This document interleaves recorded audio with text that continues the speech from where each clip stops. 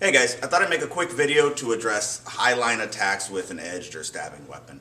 I've been getting some questions about this, and quite frankly, we did address this in the second Red Zone DVDs, but we have an updated version coming out towards the end of the year that's going to get more in depth on these kind of attacks. Because I'm not happy that those videos came out in 2003, 2005, and we've updated a little bit of the training technology since then. That being said, all the information on there is valid, and one of the things we do address in that video is the fact that when we're talking about highline attacks, it's not the Jim Carrey in Living Color kind of zombie stabs, but they do happen, especially up in the neck area, especially in close quarter, with a blade that's concealed. So I do want to address that and kind of show how we in the Red Zone program deal with highline attacks with the blade. But more importantly, and as is common with the Red Zone program, we need to look at how these tactics are trained to make sure that the attacks that we're dealing with are credible attacks from the onset.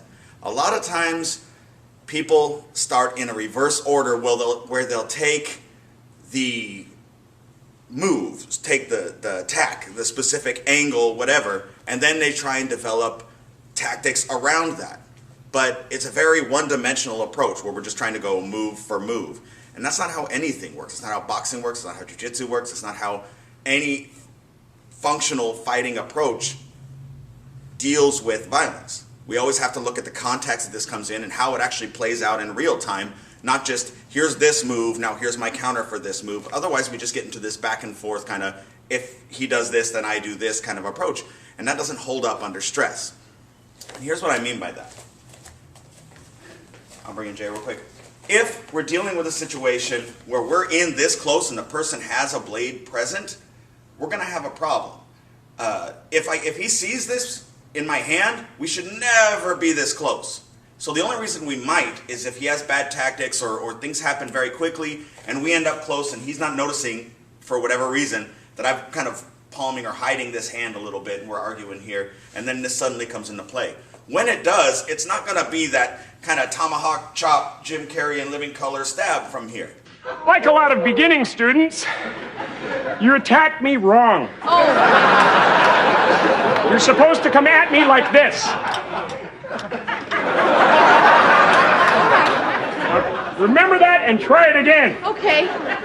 Okay, it's going to be much more violent thrusting type attack into the upper body, or the chest and neck area, face.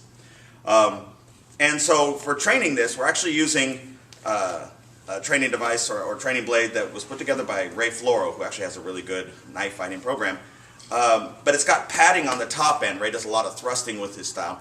And so it allows us to actually stab into each other without the risk of injury you might have with hard plastic blades and things of that nature, where you're stabbing into bony areas, the ribs and whatnot. So, but what we're actually equating this to would be something similar to this, where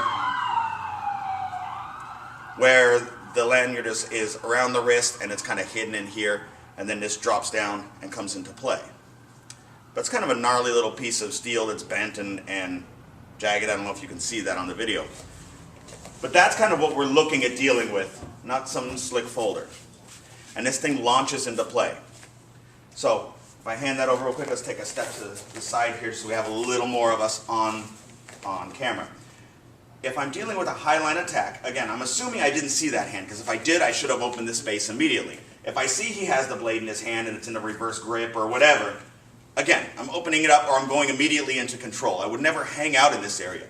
But if you watch a lot of knife defense tactics or counter knife tactics, everything starts in this mid-range kind of position where we're doing all of our strips and whatnot, and the feet are stationary, and just the knife is in play, as though we ran up to each other, paused, and then launched into our tactics.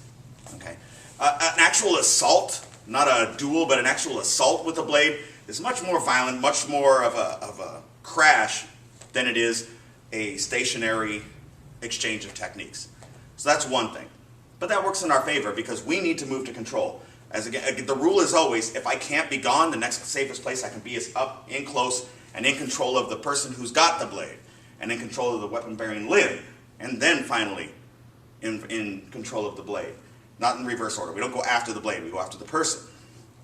Now, Because we already said, if I'm standing in this close, it means I didn't see the blade or things started right here and touched off quicker than I could make space. So the blade is concealed.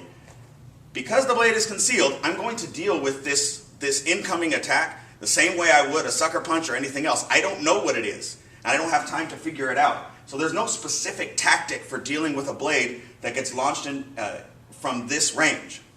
So I'm going to deal with it the same way I would if it was a punch, which is as his hand, go slowly please, starts coming in, I'm covering, crashing, and driving into my clinch control position. See the Red Zone Prime videos and stuff like that. You'll see more of how we deal with a sucker punch specifically.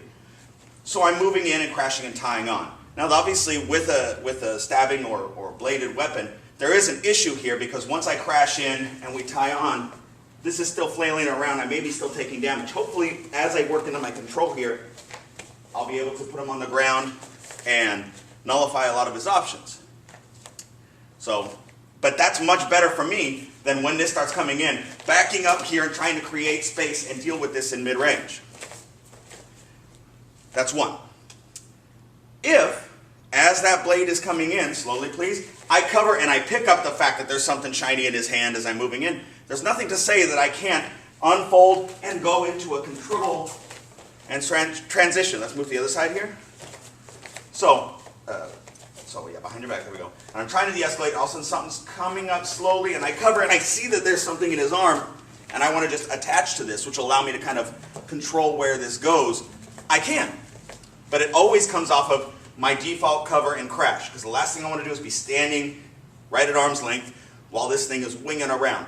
So again, from this position, I'm trying to chill him out. I've got a fence up here. This starts to come in. I cover, and I pick it up, and I move into my control. Thank you.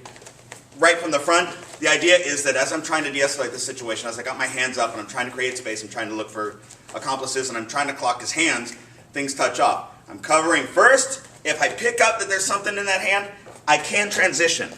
The whole time, though, once I cover and crash, I'm driving. Because the last thing I want for him to do is, as he starts stabbing and I come in, just back up and continue to jam that thing in me. I've got to move in. I've got to create pressure. I've got to keep that space from opening and move into control. What you'll find if you drill this, and it's not hard, once you get the tactics down, you can start in arm's reach and have your training partner conceal the blade and just jab it into the body, or jam it into the head, or drop the blade and throw a punch, and allow them the freedom to kind of mix it up. Because we're dealing with something that's very gross motor, and it's built into us to kind of cover and defend against anything winging at our head, it won't be much of an issue, and you'll find you'll be able to pick it up and work this transition really quick.